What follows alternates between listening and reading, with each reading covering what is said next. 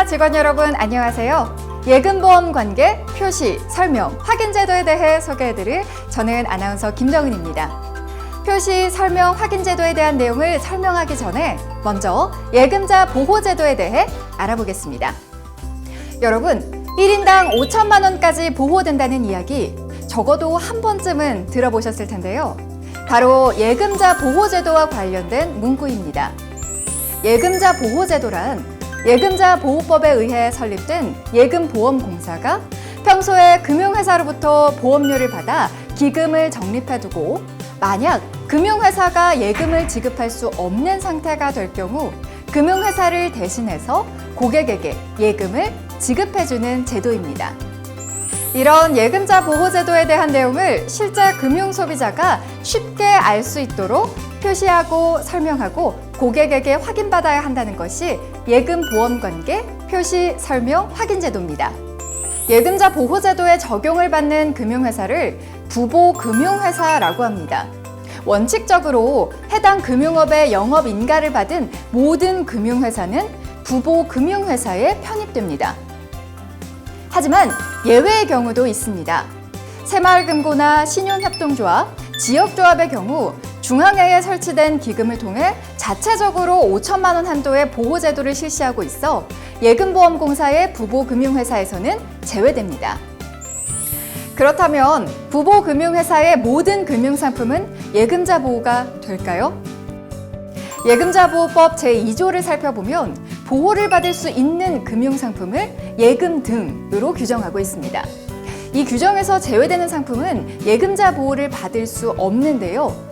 각 업권에서 취급하는 금융상품을 예금자 보호가 되는 것과 되지 않는 것으로 구분해 보았습니다. 붉은색으로 표시된 상품들은 조금 더 자세히 살펴볼 필요가 있습니다. 펀드, 파생 금융상품 등 예금자 보호가 되지 않는 상품이나 변액보험, 퇴직연금 등 부분적으로만 보호를 받을 수 있는 상품의 경우에는 고객 안내 시 더욱 주의를 기울여야 합니다. 그리고 예금자 보호가 되는 금융상품일지라도 가입자가 정부, 지방자치단체, 한국은행, 금융감독원, 예금보험공사, 부보금융회사인 경우에는 예금자 보호가 되지 않는다는 사실 기억해 주세요.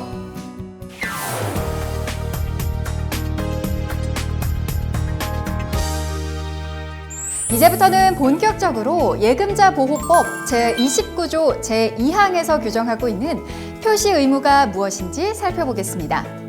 표시 의무란 부보금융회사가 판매하는 모든 금융상품의 예금자 보호 여부와 보호 한도를 의무적으로 표시하게 하는 것입니다. 표시 의무 이행에 관련된 업무는 총 4가지인데요. 예금자 보호 안내문 표시 업무, 신상품 보호 여부 확인 업무, 보호금융상품 등록부 작성 및 관리 업무, 예금자 보호제도 안내자료 관리 업무입니다. 그럼 차례대로 살펴볼까요?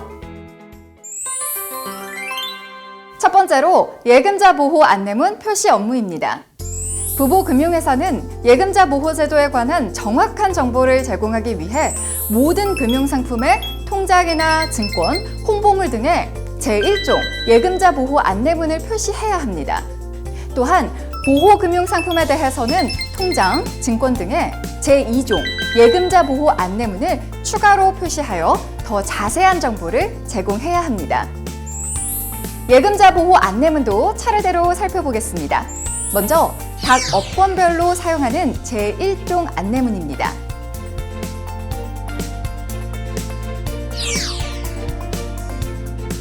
특별히 살펴봐야 할 부분이 있습니다. ISA, 변액보험, 퇴직연금인데요. 이 경우에는 금융상품 전체가 보호되지 않고 상품별로 보호되는 부분이 다른 만큼 별도의 예금자 보호 안내문을 확인할 필요가 있습니다. 보호금융상품에 대해 추가로 적용되는 제2종 예금자 보호 안내문도 살펴보겠습니다. 자주 접하는 통장의 예를 들어서 살펴볼까요? 은행에 예금상품 가입 시 통장 첫 장에 인자되어 있는 문구가 제1종 예금자 보호 안내문이고 맨 뒷면에 인쇄되어 있는 부분이 바로 제2종 예금자 보호 안내문입니다. 예금자 보호 안내문은 금융회사에서 임의로 변경할 수 없습니다. 부득이하게 변경해서 사용하고자 할 때는 반드시 예금보험공사의 사전 확인이 필요합니다.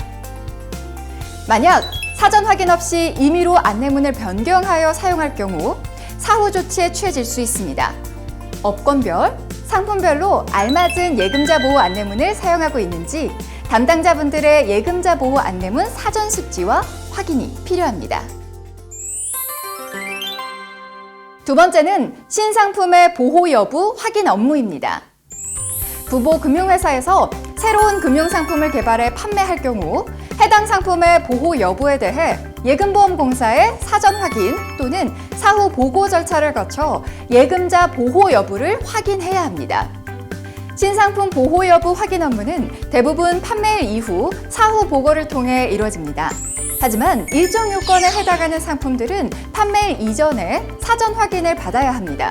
또한 방카슈랑스, 펀드와 같은 위탁 판매 상품의 경우에는 판매 회사가 아닌 개발 회사가 예금보험공사에 보고할 의무가 있습니다. 사전 확인의 경우 상품을 판매하기 15일 전까지, 사후 보고의 경우 판매일로부터 15일 이내에 신청서와 관련 서류를 첨부하여 DPMS 시스템에 제출해야 합니다. 이 기한을 연 5회 이상 지키지 않은 경우 사후 조치 대상이 되므로 담당자분들은 기일을 준수해 주시기 바랍니다. 세 번째는 보호금융상품 등록부 작성 및 관리 업무입니다. 보호금융상품 등록부는 금융회사에서 취급하는 금융상품 중에서 예금자 보호가 되는 상품이 무엇인지 고객이 알 수 있도록 작성한 목록입니다. 부보금융회사는 고객들이 언제든지 보호금융상품 등록부를 확인할 수 있도록 분기별로 작성하여 영업점에 비치하고 홈페이지에도 게시를 해야 합니다. 또한 1년에 한 번씩 매 회계연도 게시일을 기준으로 작성한 보호금융상품 등록부를 회계연도 게시일로 15일 이내에 DPMS 시스템에 제출해야 합니다. 네 번째는 예금자 보호제도 안내자료 관리 업무입니다. 예금보험공사에서는 부보금융회사를 방문하는 금융소비자가 예금자 보호제도와 관련한 정보를 쉽게 접할 수 있도록 예금자 보호제도와 관련된 안내자료를 금융회사 영업점에 배포하고 있습니다. 현재 리플렛과 포스터, 스티커와 거치대 4종으로 배포가 되고 있으며 금융회사는 영업점에 최신 안내자료를 비치해야 합니다. 만약 비치하지 않거나 과거 자료를 비치해 놓는 경우 현장 조사 시 사후 조치 대상이 되니 주의해야 합니다. 이번에는 설명 확인 제도에 대해 알아보겠습니다. 1998년 표시제도가 도입된 이후 2011년 저축은행 부실 사태, 2013년 동양증권 사태 등이 발생했는데요. 이 사건들을 통해 불안전 판매로 인한 금융 소비자들의 피해를 예방하기 위해서는 예금자 보호를 위한 제도를 보다 적극적으로 적용할 필요가 있다는 의견이 있었습니다. 그 결과 2016년부터 금융거래 계약을 체결할 때 고객에게 예금자 보호 여부와 보호 한도 등을 설명하고 서명 등을 통해 확인받는 것을 의무화하는 설명 확인 제도가 도입됐습니다. 설명 의무란 금융계약을 체결할 때 금융회사가 고객에게 반드시 예금자 보호 여부와 보호 한도를 구두 또는 문서로 설명해야 하는 것을 의미합니다. 이때 사용하는 안내문은 제1종 예금자 안내문입니다. 확인 의무는 앞서 설명한 내용에 대해서 고객이 이해하였음을 서명 등의 방법으로 확인받아야 한다는 것입니다. 표준 문안을 사용하여 확인받으면 됩니다. 또한 과거 1년의 사태 당시 피해가 집중되었던 65세 이상의 고령자, 은퇴자, 주부 등을 금융정보 취약계층으로 정의하고 금융상품에 가입할 때 예금자 보호제도에 대한 내용을 다른 정보보다 우선해서 설명하고 확인받도록 하고 있습니다. 지금까지 예금보험 관계, 표시, 설명, 확인제도와 관련된 업무에 대해 알아봤습니다. 예금보험 관계, 표시, 설명, 확인 의무를 준수하는 것은 금융소비자의 의사결정에 영향을 끼칠 수 있는 매우 중요한 정보를 제공하는 것입니다. 또한 향후 발생할 수 있는 분쟁을 줄일 수 있는 절차이므로 반드시 해당 내용을 숙지하고 철저히 이행해 주실 것을 부탁드립니다. 더불어 예금보험공사에서도 예금자 보호와 금융시장 안정에 기여할 수 있도록 최선을 다하겠습니다. 감사합니다.